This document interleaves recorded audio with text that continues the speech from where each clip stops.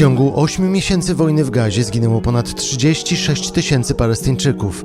Większość z nich to cywile, przede wszystkim kobiety i dzieci. Kilkadziesiąt tysięcy budynków legło w gruzach, a większość populacji Gazy jest teraz bezdomna. Nie działają szpitale, szkoły, brakuje wody, jedzenia, a większość ludzi głoduje. Straty finansowe idą w miliardy dolarów, a odbudowa Gazy ze zniszczeń może zająć nawet 15 lat. W tym filmie chcę pokazać Ci fragmenty naszych produkcji z ostatnich 8 miesięcy, bo tylko w ten sposób będzie można zobaczyć, o jak gigantycznym dramacie Gazy mówimy.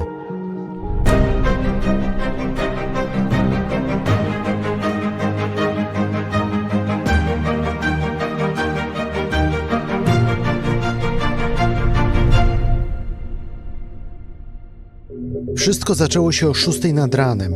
Hamas wystrzelił w kierunku Izraela setki rakiet. Tyle, że w przeciwieństwie do poprzednich konfliktów na tym się nie skończyło. Setki islamistycznych bojowników wdarły się na teren Izraela. Część poprzez tajne tunele, część łódkami, a część na spadochronach. Tysiące Izraelczyków i ekspertów zadaje sobie teraz pytanie, jak to było możliwe, skoro granica Izraela z Gazą jest jedną z najlepiej strzeżonych na świecie. To wideo pokazuje, jak palestyński buldożer forsuje płot na granicy z Izraelem, a Palestyńczycy wdzierają się do środka. Licząca 2 miliony mieszkańców Gaza jest bez prądu. W jedynej elektrowni skończyło się paliwo. To oznacza, że z każdą godziną rośnie ryzyko kryzysu humanitarnego. Gaza została przez Izrael odcięta od zaopatrzenia w żywność, wodę, paliwo i prąd. Trwają rozmowy w sprawie ewentualnego uruchomienia korytarza humanitarnego, którym cywile mogliby wydostać się z oblężonej przez Izrael strefy Gazy. W piątkowy wieczór oddziały piechoty wspomagane przez lotnictwo weszły do północnej części palestyńskiej enklawy.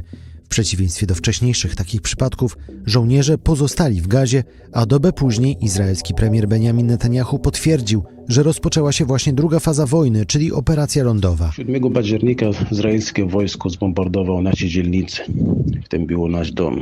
Cudem udało mi siedzieć razem z żoną i z 4 dzieci. Tego wszystkiego. Pół godziny przed zbombardowaniem udało nam zabrać komórki i paszporty Polski i uciec z tego piekła. Na południu. Myśleliśmy, że tam będzie bezpiecznie, ale niestety też spadają bomby. Nie ma bezpiecznego miejsca w strefie Gazy.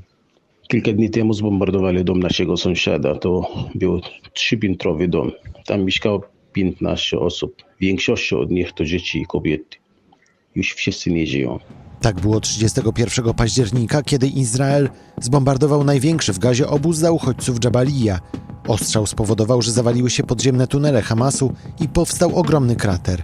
Strona palestyńska twierdzi, że w tym i w następnych ostrzałach Dżabalii mogło zginąć nawet kilkaset osób. Bombardowane są także szpitale. Izraelskie bomby spadły m.in. na karetki zaparkowane przy największym w Gazie szpitalu Al-Shifa. Hamas twierdzi, że w pojazdach byli pacjenci, którzy mieli być ewakuowani na leczenie w Egipcie. Izrael twierdzi, że karetki były używane przez Hamas.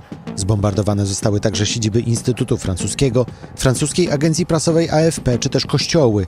Izrael za każdym razem twierdzi, że Hamas ukrywa się wśród ludności cywilnej i ma swoje centra dowodzenia, na przykład pod szpitalami.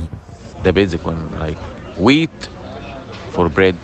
Nie mamy podstawowych rzeczy. Nie ma mąki, ryżu czy makaronu, a jeśli jest to bardzo drogie.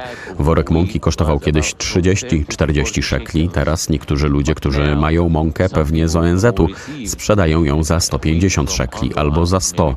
Zresztą zaraz, gdy skończę się dla ciebie nagrywać, będę szukał jakiegoś wózka, a potem mąki.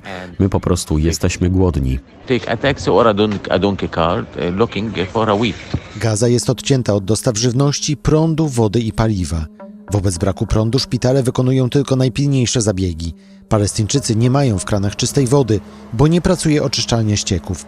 Zamiast tego piją brudną wodę z morza, co oznacza ogromne ryzyko groźnych chorób. Ze swoich domów uciekło co najmniej 1 milion osób, czyli co najmniej połowa populacji Gazy.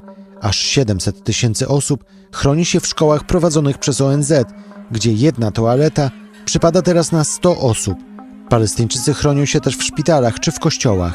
Szacuje się, że na północy Gazy, gdzie trwają najcięższe walki, wciąż pozostaje około 400 tysięcy cywilów.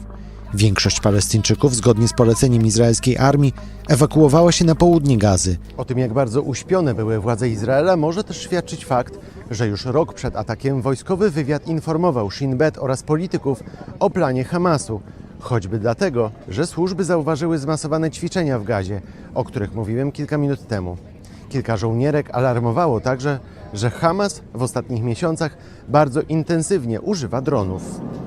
Ale jak piszą izraelski dziennik Haaretz i amerykański The New York Times, ostrzeżenia zostały zlekceważone. Inne czerwone lampki również przeszły bez echa.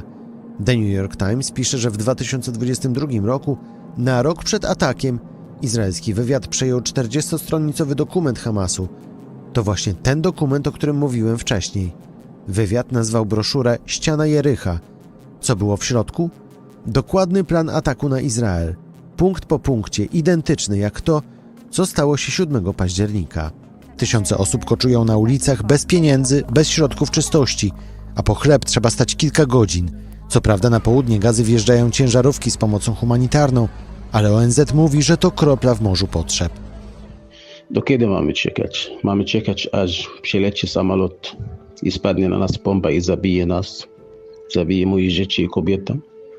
Czy mamy czekać, aż umrzemy z głodu? Zostaw swój komentarz pod tym filmem i zobacz także inne nasze produkcje, zarówno o Izraelczykach, jak i Palestyńczykach oraz materiały z innych miejsc regionu. Konflikt izraelsko-palestyński to rzecz, którą zajmujemy się od lat i mam nadzieję, że pomożemy Ci go zrozumieć. W tym celu zapraszam na specjalną izraelsko-palestyńską playlistę, którą znajdziesz na naszym kanale. Dziękuję też za wszystkie komentarze, których w ostatnim czasie jest rzeczywiście bardzo, bardzo dużo.